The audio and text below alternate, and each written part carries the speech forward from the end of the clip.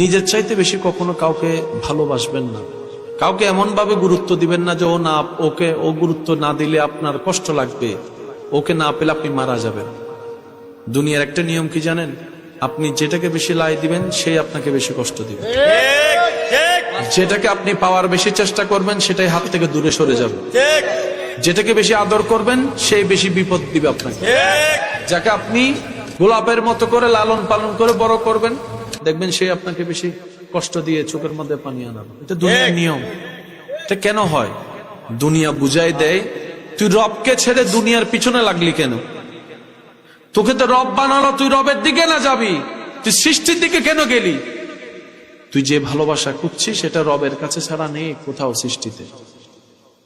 বান্দার জন্য রবের ভালোবাসা, উম্মতের জন্য নবীর ভালোবাসা। সুবহানাল্লাহ। সেজন্য যতদিন বাঁচবেন দুনিয়াতে শুধু গাটা লাগাই চলবেন, দুনিয়াকে নিজের মধ্যে নিয়েন না।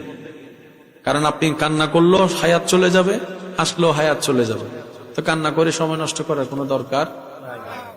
দুনিয়াতে যতদিন বাঁচবেন বেশি আশা রাখবেন না। আশা এমন একটা জিনিস কোটিপতিরও পূরণ হয় না, বাদশাদেরও পূরণ হয় না।